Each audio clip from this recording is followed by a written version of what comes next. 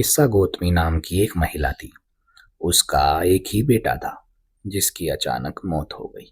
वो दुख में इतनी पागल हो गई कि वो अपने मरे हुए बेटे को गोद में लेकर घर घर जाने लगी और लोगों से दवा मांगने लगी ताकि उसका बेटा जिंदा हो जाए। लोगों ने कहा, बहन, ये मर चुका है, इसकी कोई दवा नहीं। पर वो मानने को तैयार नहीं थी। तब किसी ने उसे रास्ता दिखाया, तुम बुद्ध के पास जाओ, शायद वो तुम्हारी मदद कर सके। बुद्ध की शर्त।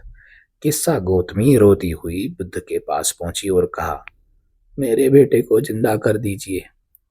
बुद्ध ने उसे देखा और बड़े सुकून से कहा, मैं इसे जिंदा कर सकता हूं, पर पहले तुम्हें मुझे एक मुट्ठी सरसों के बीज, मस्टर्ड सीड्स ला करके देने होंगे।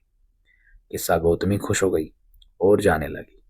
तभी बुद्ध ने एक शर्त रखी, वो सरसों के बीज सिर्फ उस घर से लाना जहां आज तक किसी की मौत ना हुई हो। किस्सा गौतमी उम्मीद लेकर पहले घर गई। क्या आपके पास सरसों के बीज हैं? घर वालों ने कहा, हाँ बिल्कुल। लेकिन जैसे ही उसने पूछा, क्या आपके घर में अभी किसी की मौत हुई है? लेकिन जैसे ही उसने पूछा, क्या आपके घर में कभी किसी की मौत हुई है? जवाब आया, अरे बेटी, जिंदा लोग तो थोड़े हैं पर मरने वाले बहुत ज्यादा। वो दूसरे घर गई, तीसरे घर गई, पूरे गांव में घूमी, पर हर घर में वही कहानी थी। किसी ने अपना बाप खोया था, किसी ने माँ, किसी ने भाई, तो किसी ने बच्चा। ऐसा एक भी घर नहीं था जहां मौत ने दस्तक ना दी हो। शाम होते होते किस्सा गौतमी थक कर बैठ गई।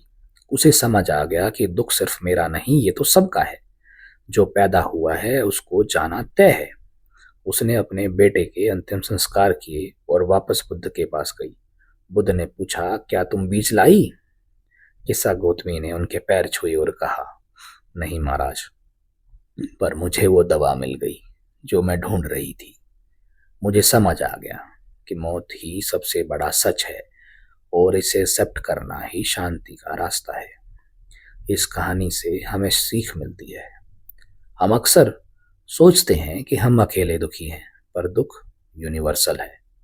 जब हम दूसरों का डर देखते हैं तो हमारा बोझ हल्का होता है। जो चीज हमारे साथ में नहीं है, जैसे वक्त और मौत, उसे एक्सेप्ट करने देना में ही समझदारी है।